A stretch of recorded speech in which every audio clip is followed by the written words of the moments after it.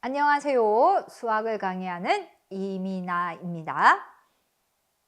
자, 앞 시간에 앨런 튜링의 삶에 대해서 이야기를 했는데 어땠는지 모르겠네요.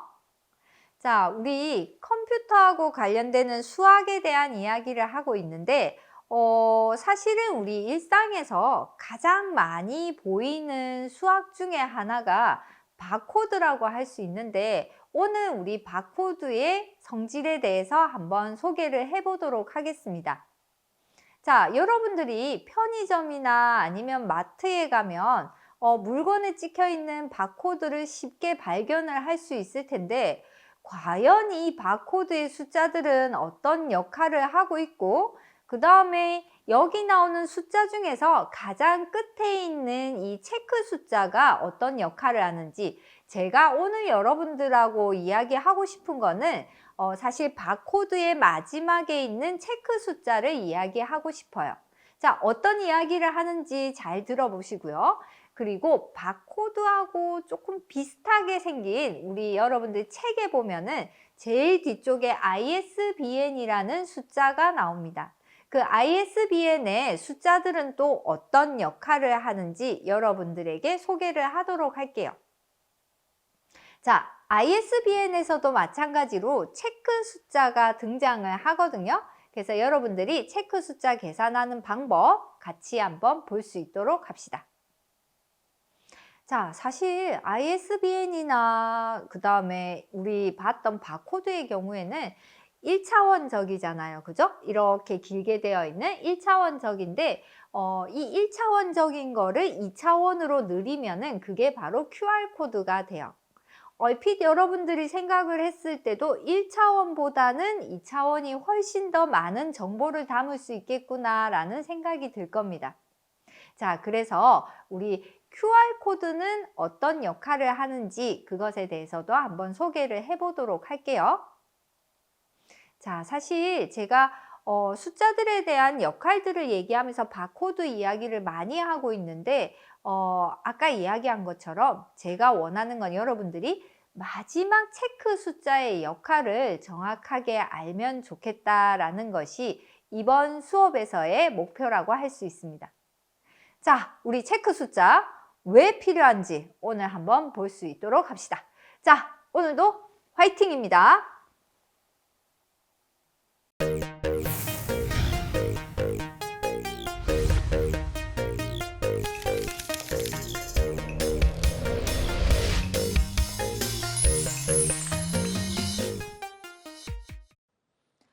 자, 컴퓨터 안에 존재하는 수학, 그리고 여기 있는 컴퓨터의 발전을 앞당겨준 앨런 튜링의 일생에 대한 이야기도 한번 살펴봤습니다. 2차 세계대전과 컴퓨터는 어떤 관계가 있는지도 한번 보았고요. 자, 오늘 이 시간에는 우리가 컴퓨터가 우리 일상에서 어떤 수학들을 보여주고 있는지 직접 한번 계산해 보도록 할게요. 자, 우리가 어떤 정보라는 것이 있을 때 이 정보를 어떻게 다룰 수 있을까? 이 정보를 정리하는 모습을 보여드릴게요. 산업이 발달하고 대량 생산 기술이 이제 발달을 하면서 많은 물품을 처리해야 하는데 이것을 어떻게 처리할지 고민이 많았겠죠. 지금 현재는 대량 생산된 이런 물품들은 바코드를 통해서 처리되어지고 있습니다. 아마 여러분들도 요즘에는 무인 가게들이 되게 많아서 본인이 이렇게 바코드 이렇게 리더기를 한번 대본 적이 있을 것 같아요. 자, 이 바코드는요, 1948년 미국 펜실베니아에 있는 필라델피아에 위치한 어떤 드렉셀이라는 대학에 다니던 버나드 실버에 의해서 이것이 이렇게 만들어졌다라고 이야기를 하는데, 이 버나드 실버는요, 푸드페어 사장이 체크아웃을 할 때 제품 정보를 자동으로 읽는 시스템을 연구한다는 이야기를 듣고 그의 친구 집에 가서 직접 이렇게 작업을 시작하였다고 그래요. 초창기에는 우리가 이렇게 검은색, 흰색의 막대가 아니고 초창기에는 자외선 잉크를 사용해서 이렇게 바코드 모양을 만들어냈는데 희미해지기도 하고 쉽게 이게 희미해지니까 정보를 읽는 기능이 없어지기도 하고 첫째 여기 나오는 자외선 잉크는 가격이 비쌌기 때문에 이것을 사용을 하려면 비용이 그만큼 많이 들었겠죠. 자, 그러다가 바코드 개념은 1969년에 IBM이 달에 착지한 아폴로 우주선의 발자국을 보다가 개발을 하게 되었다고 합니다. 우리 왜 달에 착지했을 때 아폴로 우주인의 발자국이 이렇게 쿵 하고 찍히는, 그러면 이렇게 발자국이 이렇게 선이 가 있는 이런 발바닥 모양이 나왔었거든요. 그 선을 보고 바코드의 개념을 이제 이렇게 개발하게 되었다는 거죠. 우리나라에서는 1988년 서울올림픽이 개최되었을 때 88년 5월 20일에 도입되었다고 합니다. 북한의 경우는 저희보다는 조금 늦은 여기 나오는 1999년에 5월쯤에 지금까지 이제 사용을 하고 있는데 그때쯤 시작을 했다고 그래요. 자, 바코드는요, 우리가 연속과 불연속의 원리라고 이야기를 하는데 사실 수학에서는 연속과 불연속을 나누어서 우리가 수학을 다룬다고 생각해 주면 되는데 일반적인 수학은 여러분들이 고등학교 때 배웠던 수학들은 대부분이 연속을 다루고 있는 수학이라고 생각해 주면 됩니다. 함수라든지 뭐 우리가 방정식이라든지 이런 것들은 연속을 다루지만 불연속은 뭘 얘기하냐면요. 우리가 디지트를 얘기합니다. 제가 앞 시간에 아날로그와 디지털에 대해서 한번 설명할게요 라고 이야기를 했는데 아날로그라는 말은 아날로거스에서 출발을 하거든요. 아날로거스는 연속적이다 라는 의미를 가지고 있고 디지털이라고 얘기하는 여기 나오는 디지트는 손가락에서 출발을 했다라고 봐주면 돼요.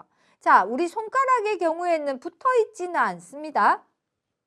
그죠? 한 개, 두 개, 세 개 막 이렇게 한 개 반 뭐 이렇게 하지는 않죠. 한 개 반 이런 거 안 하잖아요.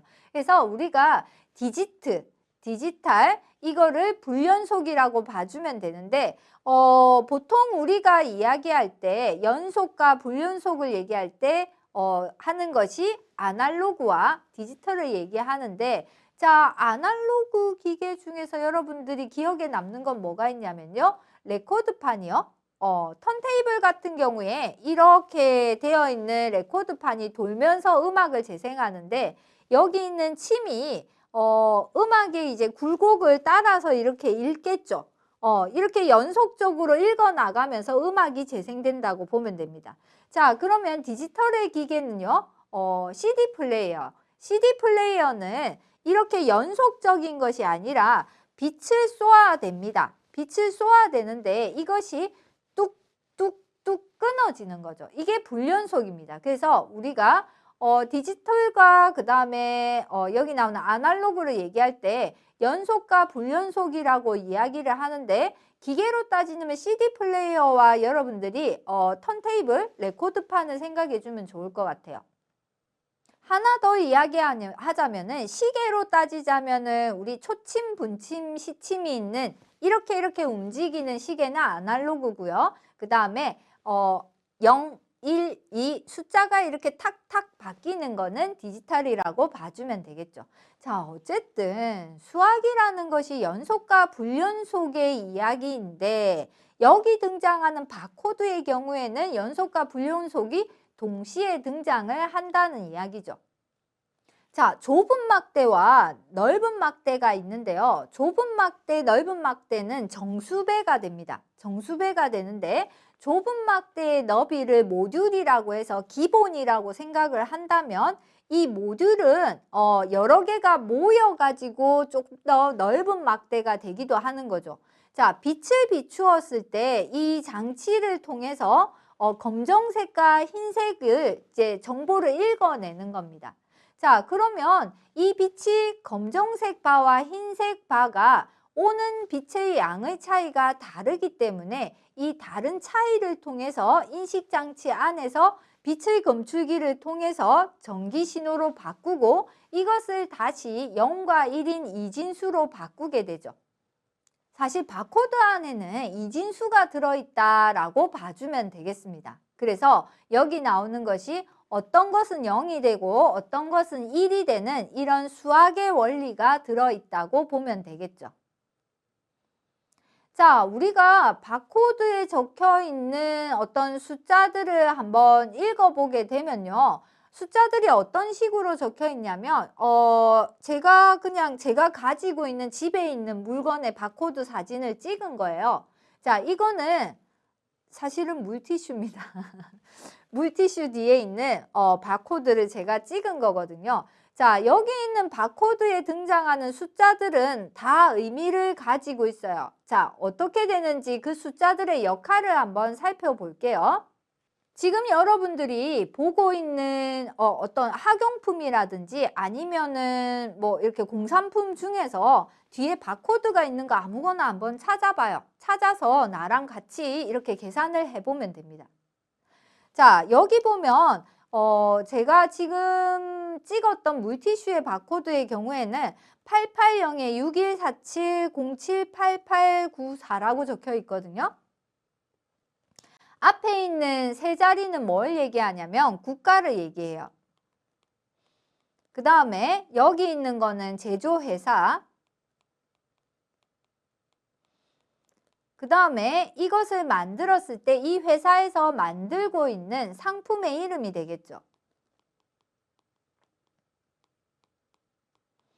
제가 여기까지 있으면은 바코드를 제가 여러분들한테 소개 안 했을 거야. 제가 여러분들한테 이걸 소개하는 이유는 여기 제일 끝에 나오는 이 친구 때문입니다. 자, 이 친구를 우리가 얘기할 때 체크 디지트라고 이야기를 하거든요. 체크 숫자라고도 얘기를 하고요. 자, 이 친구에 대한 이야기를 제가 하고 싶은 거예요. 자, 어쨌든 숫자 하나가 다들 이제 자기의 역할을 가지고 있습니다. 자, 880이 우리나라예요. 여러분들이 혹시 주위에 있는 물건을 집어서 봤는데 880으로 시작하면 애국자 애국자라고 봐주면 되겠죠. 그래서 앞에 있는 세 자리가 국가를 나타내는데 프랑스의 경우에는 특이하게 어떻냐면 300에서 370까지 그 국가 코드를 가지고 있습니다. 제가 추측할 때는 이 바코드가 만들어질 당시에 가장 많은 물건들을 만들고 있던 곳이 프랑스가 아니었나 싶습니다. 그러니까 이렇게 숫자를 많이 차지할 수 있었겠죠. 자, 그렇게 세 자리가 국가 코드인데 자, 아까 얘기했잖아. 내가 여러분들하고 이거를 하고 싶었던 이유는 마지막에 있는 체크 디지트 때문이라고 얘기했는데 자, 여기 있는 체크 디지트는 모른다라고 생각을 할게요. 이 체크 디지트를 구하는 공식을 제가 사용을 해볼 겁니다. 왜 필요할까요? 왜 필요한지를 살펴보자면은 우리 인간이 어때요? 우리 인간은 실수라는 것을 합니다. 자, 우리 캐셔분들이 이 바코드를 띡 하고 됐는데 바코드 부분이 이렇게 손상이 된 거죠. 그러면 우리 어떻게 해야 돼요? 어쩔 수 없이 숫자를 이렇게 손으로 찍어서 적어야 돼. 880에 6147 뭐 이렇게. 자, 그런데 인간이 하는 실수를 조금이라도 막아보기 위해서 만들어진 것이 체크 디지트라고 보면 돼요. 무슨 말이냐면요. 여러분들이 만약에 숫자를 입력을 한다면 가장 실수를 하지 않는 숫자는 몇 번째에 있는 숫자겠습니까? 아마 첫 번째 있는 숫자랑 마지막에 있는 숫자는 잘못 입력하기가 힘들죠. 물론 이제 가운데 있는 애들은 잘못 입력할 수 있는데 처음과 끝은 여러분들이 잘못 입력하기 힘들잖아요. 자, 그러면 이거예요. 여기에 4라는 숫자로 끝나는 어떤 바코드가 있을 때 이 앞에 숫자는 이러이러해야 된다라고 정의를 해버리면 자, 내가 10,000원짜리를 찍었는데 잘못 입력을 해서 100만 원이 결제되면 안 되잖아. 그래서 내가 뭔가 숫자를 잘못 입력했을 때는 오류 메시지를 띄워줘야 되는데 그것의 역할을 하는 것이 체크 디지트라고 봐주면 되겠죠. 자, 4라는 숫자가 등장을 할 때는 앞쪽에 나오는 숫자들의 경우의 수가 예를 들어서 뭐 전체 수가 다 된다라고 하면 어떤 물건이 나올 수 있을지 모르기 때문에 이쪽에는 꼭 5가지의 숫자일 때만 돼 라고 하면 이 5가지를 맞추는 건 쉽지 않죠. 확률적으로. 우리가 잘못 입력해서 이 5가지를 맞추는 거는 쉽지가 않습니다. 그러면 내가 입력을 잘못했으니까 어떻게 되는 거죠? 이 제품은 없습니다. 라든지 뭐 입력을 다시 하십시오. 라든지 이렇게 오류 메시지를 띄우게 될 거예요. 자, 이런 역할을 하는 것이 체크 디지트인 거죠. 자, 계산 한번 해볼 텐데요. 자, 우리가 여기 나오는 홀수 번째 숫자가 있어요. 홀수 번째 숫자. 그래서 홀수 번째 숫자를 다 더합니다. 4는 일단은 이렇게 열에 4는 빼버리고 자, 홀수 번째 숫자를 다 더하면 우리가 적어보면 어떻게 되냐면요. 8 더하기 0 더하기 1 더하기 7 더하기 7 더하기 8 홀수 번째를 다 더했고요. 이번에는 짝수 번째를 더할게요. 여기 있는 체크 모양 짝수 번째 애들. 이렇게 짝수 번째 애들을 다 더합니다. 그래서 8 더하기 6 더하기 4 더하기 0 더하기 8 더하기 9 대신에 짝수 번째 숫자는 여기다가 3을 곱해요. 자, 여기다가 더하기 뭐냐면은 이 괄호 안에는 체크 디지트가 오는 거죠. 이게 뭐가 돼야 되냐면 10의 배수가 돼야 돼요. 자, 그러면 앞에 있는 숫자들을 쭉 다 더하고 뒤에 있는 숫자들을 더해서 3을 곱한 다음에 10의 배수가 되기 위해서는 여기 오는 숫자는 뭐밖에 안 되냐면은 4밖에 되지 않는 거죠. 자, 그러면 마지막에 4라는 숫자가 왔을 때 우리가 앞에서 나올 수 있는 숫자들의 경우의 수를 확 줄여놨기 때문에 내가 그 줄어든 경우의 수에 맞게 실수하기는 쉽지 않다. 그래서 우리가 오류 메시지를 받을 수 있겠다. 자, 이것이 바로 바코드의 어떤 기능이라고 봐주면 돼요. 자, 인간의 실수를 조금이라도 줄여보겠다라고 생각한 것이 체크 디지트라고 봐주면 됩니다. 자, 이렇게 우리가 숫자를 가지고 정보를 이제 입력하는 경우는 공산품만 있는 건 아니고요. 책에도 고유 번호가 있습니다. ISBN이라고 해서 보통 앞에 3자리, 2자리, 4자리, 3자리, 1자리 해서 보통 10개의 숫자로 되어 있는 경우도 있고 13개의 숫자로 되어 있는 경우도 있어요. 처음 시작하는 978이라는 숫자나 979는 그냥 접두어라고 생각을 하고 뒤쪽에 나오는 89부터 정보를 이제 들어가게 되는데 이 89의 경우에는 국가, 언어를 이야기하고 뒤쪽에 나오는 4자리는 출판사, 그리고 가운데 있는 3개는 이제 항목, 이것이 어떤 항목인지, 그 다음에 마지막의 것이 체크 숫자입니다. 마찬가지로 ISBN에서도 이 체크 숫자를 골라내는 특별한 계산법이 있다는 거죠. 자, 근데 우리 도서에 관한 고유 번호의 경우에는 요즘 책의 경우에 부가 숫자라고 해서 5자리 숫자가 더 등장을 하거든요. 이 5자리 숫자에는 독자의 분류라든지 발행 형태라든지 내용을 분류하는 것들도 같이 들어 있습니다.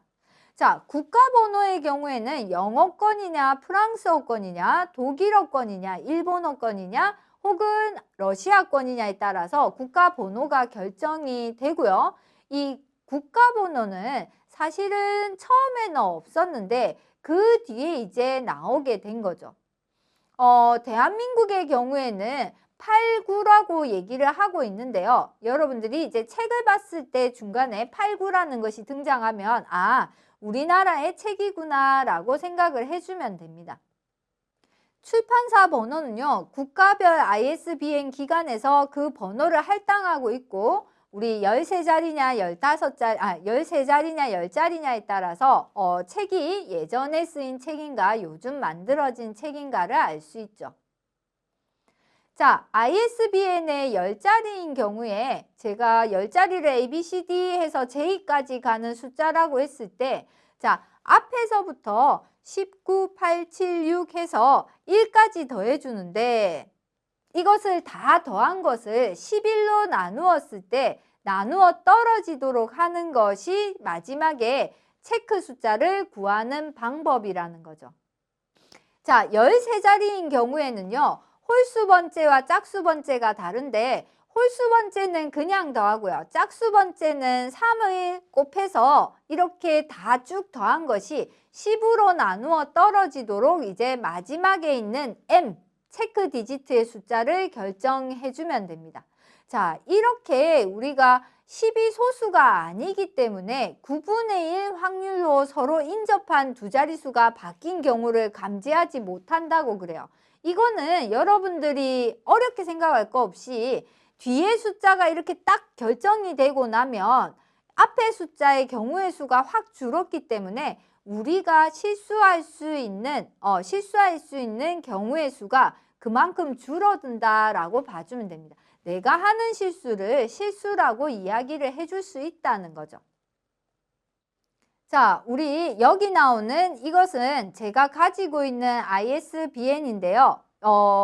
계산을 해본 겁니다. 13자리니까 홀수 번째 숫자들은 그냥 적어주고요. 짝수 번째 숫자는 3배를 한 것을 적어준 거예요. 자, 마지막 숫자는 우리가 가로라고 했을 때 괄호 부분을 뺀 것의 합이 118이 나오기 때문에 10의 배수가 되기 위해서는 괄호 안은 얼마가 되어야 하냐면 2가 되어야 하죠. 그래서 체크 숫자가 2라는 마지막 숫자가 2인 거 보일 겁니다. 그래서 체크 디지트를 계산할 수가 있는 거죠. 자, 우리가 정보라는 것을 숫자, 즉 바코드를 통해서 이제 입력을 해주고 있는데 사실 바코드는 이렇게 0101이 이렇게 되는 1차원적인 거잖아요. 그죠? 이렇게 연결되는 1차원적인 것인데 이것을 만약에 이쪽도 바코드, 이쪽도 바코드 이렇게 2차원으로 해버린다면 어떻게 될까? 훨씬 많은 정보량을 우리가 저장할 수 있을 거예요. 그게 바로 QR입니다. 컴퓨터가 만든 흑백의 격자 무늬 패턴을 우리가 정보로 나타내는 건데 이거를 행렬 형태, 마트릭스 형태로 이렇게 만들어 놓은 2차원 코드가 바로 QR 코드인 거죠. 1994년 일본 도요다에서 이것을 처음 사용했다고 그래요. 자, 그래서 우리가 여기 나온 처음 사용한 이 QR의 경우에는 단방향의, 그러니까 1차원적인 바코드보다 훨씬 많은 양의 정보를 담을 수 있기 때문에 주로 사진이나 동영상 혹은 지도, 명함 등의 용량이 큰 이미지들이 들어가는 정보들을 편리하게 담을 수 있다고 얘기를 하고 있죠. 자, QR의 경우에는 21 곱하기 21 사이즈의 정사각형을 통해서 만들어낼 수 있는데 담을 수 있는 이제 정보가 2의 거듭 제곱으로 생각을 하자면은 자, 우리가 한 개를 했을 때 한 개가 2라는 정보를 가진다. 0, 1이라는 그러면 21이 되기 때문에 이것은 441의 거듭 제곱으로 나타날 수가 있는 겁니다. 왜냐하면 21 곱하기 21이 되면은 이것의 사이즈가 어떻게 되냐면 441이잖아요. 한 개가 441개가 있으니까 0101이 2개, 0101이 2개, 그러면은 2의 441 거듭 제곱이 되는 겁니다. 어쨌든 QR이라는 거는 그만큼 정보를 바코드보다 훨씬 더 큰 정보량을 담을 수 있다라고 알고 있으면 되겠죠. 자, 우리가 이렇게 이제 진법을 통해서 진법의 원리를 가지는 바코드가 어떻게 정보를 저장하는지를 보았고요. 뭐 국가나 제조회사, 제품, 그 다음에 체크 디지트까지. 이 체크 디지트는 인간의 실수를 줄이기 위한 수학의 노력이라고 생각해주면 되겠습니다. 자, 공산품뿐만이 아니라 도서에서도 ISBN이라고 해서 정보를 가지고 있고요. 그리고 바코드보다 훨씬 더 많은 정보를 가지고 있는 2차원의 바코드 QR은 사진이나 동영상, 지도, 명함들의 다양한 정보를 편리하게 담을 수 있다라는 이야기를 했습니다. 자, 여러분들 주위에 있는 바코드, 그 다음에 ISBN 하나씩은 다 가지고 있을 거거든요. 마지막에 체크 숫자 한번 계산해 보세요. 맞는지 안 맞는지 10의 배수가 되는 걸로 계산을 해보고 여러분들이 이 숫자가 나오는지 한번 확인해 보는 그런 시간이 되면 좋겠습니다. 자, 오늘도 고생 많이 하셨고요. 자, 이번 주 고생했습니다. 자, 오늘 여기까지 하겠습니다. 자, 수학을 사랑하는 하루가 되시기 바랍니다. 감사합니다.